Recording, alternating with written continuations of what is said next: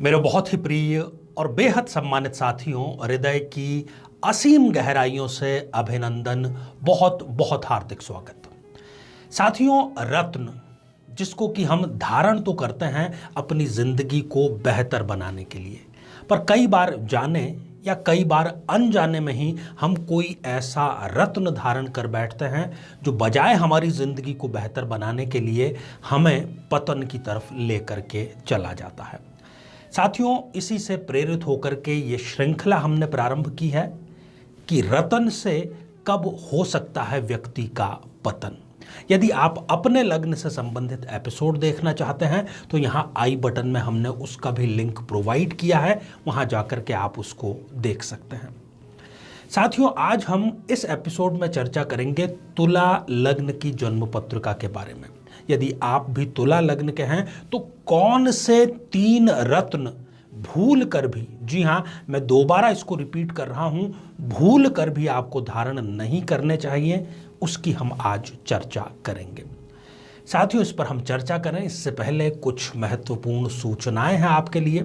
सबसे पहली तो यही कि हम हमारे प्रत्येक एपिसोड के अंत में किसी न किसी जातक के प्रश्न का उत्तर देते हैं और ये प्रश्न हमें प्राप्त होते हैं आप लोगों के ही द्वारा YouTube कमेंट के माध्यम से।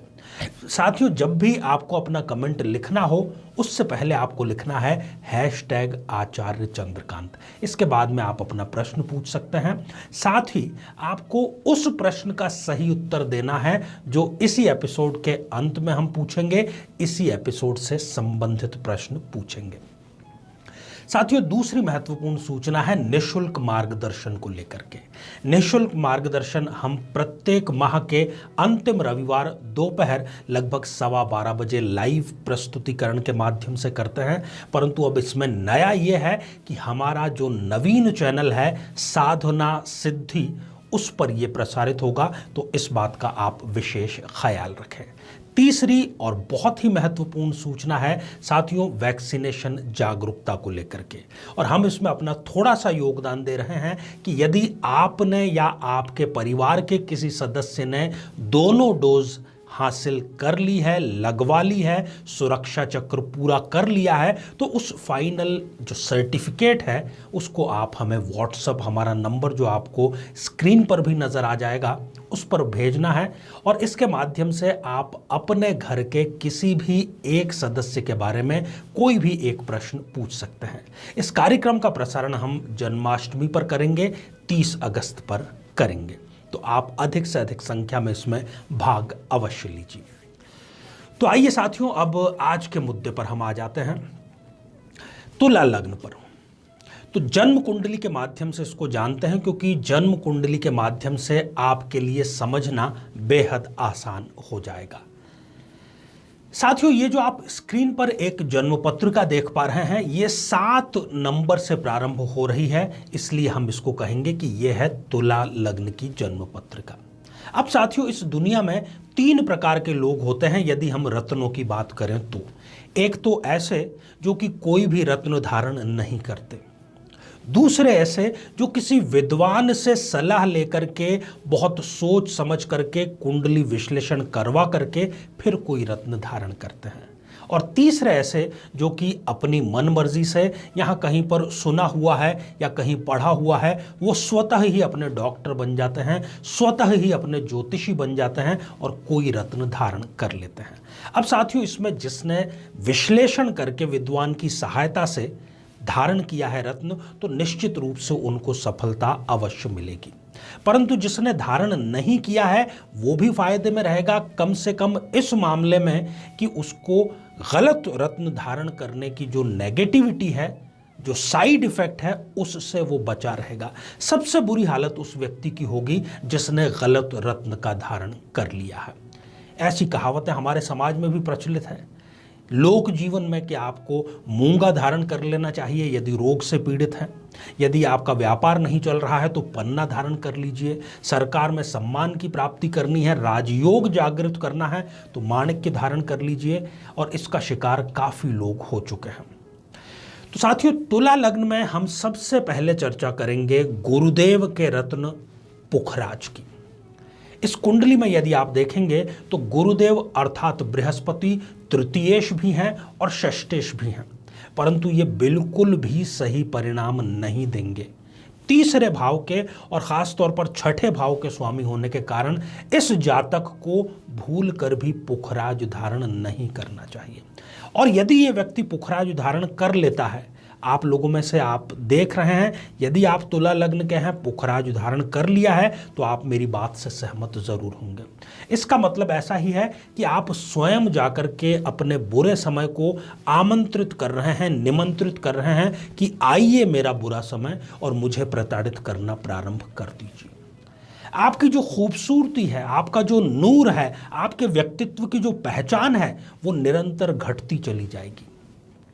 अपने ही भाई बहन जो आपको प्यार करते नहीं थकते थे, आपके ही शत्रु बन बैठेंगे और हर स्थान से हर कार्य में आपको मिलेगा एक बहुत बड़ा इनकार, एक बहुत बड़ी ना।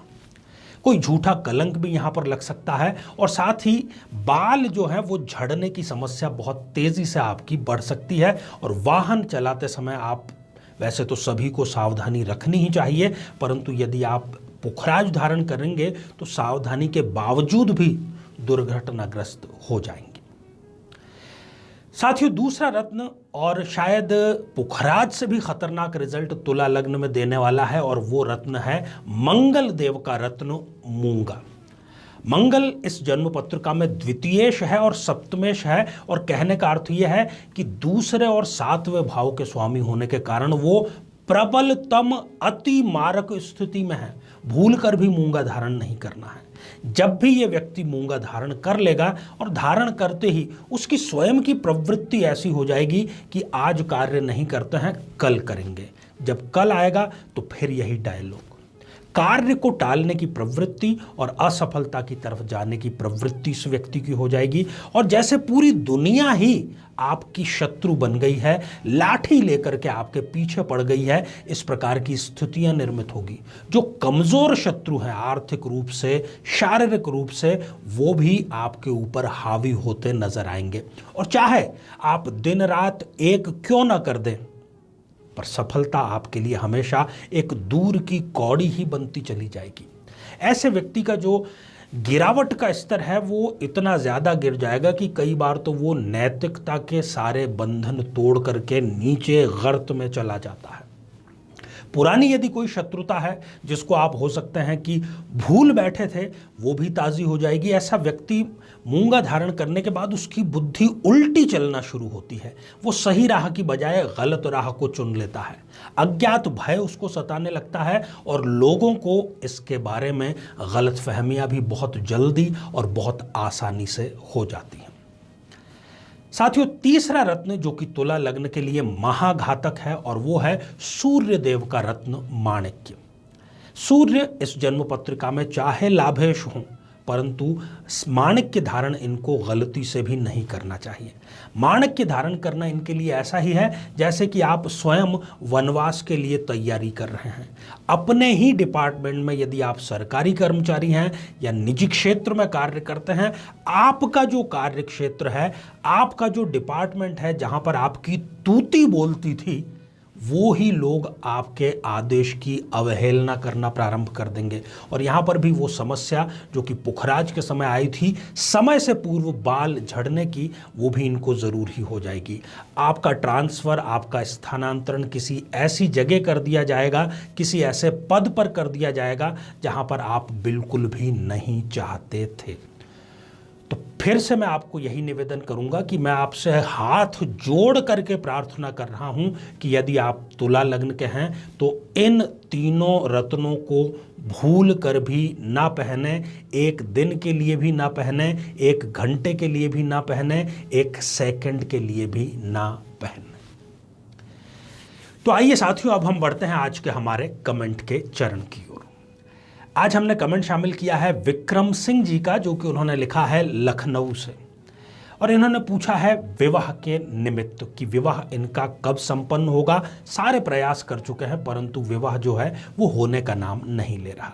होगा भी आखिर कैसे? आपके सप्तम भाव में ही केतु देव विराजमान है और लग्न में बैठा हुआ राहु सप्तम भाव को देख रहा है, वो विवाह संपन्न नहीं होने दे रहा है। यदि आप शीघ्र विवाह बंधन में बंधना चाहते हैं तो आपको ओम केम केतवे नमः शनिवार से शुरू करके हर शनिवार को, और यदि बहुत ही अच्छा आपके पास में समय है तो आप रोजाना करें। इसकी एक माला आपको जाप करना है, संध्या काल में करना है, सूर्यास्त के पश्चात करना है और पूरे श्रद्धा और विश्वास के साथ में करना है। कुंडली जरूर आप मिलवाना। तो साथियों, अब आज का बेहद ही आसान सा प्रश्न। आज हमने चर्चा की तुला लग्न की, चर्चा की 3 भयंकर ऐसे स्टोन्स की जो कि इनको कभी धारण नहीं करने चाहिए। तो वो कौन से 3 स्टोन हैं, वो ही आपका उत्तर है। साथियों, आप सभी स्वस्थ, समृद्ध और शांतिपूर्वक जीवन व्यतीत करें। नमस्कार। जीवन में किसी समस्या का सामना कर रहे हैं, जैसे कि शादी में देरी होना, पति पत्नी में मनमुटाव या तलाक तक की नौबत आ जाना, संतान का प्राप्त न हो पाना, नौकरी या धन प्राप्ति में बाधा आना, जीवन के प्रत्येक क्षेत्र में किसी न किसी प्रकार की बाधा आना, तो आज ही अपनी जन्म पत्रिका का संपूर्ण विश्लेषण करवाएं और पाएं समस्या से सदैव के लिए मुक्ति।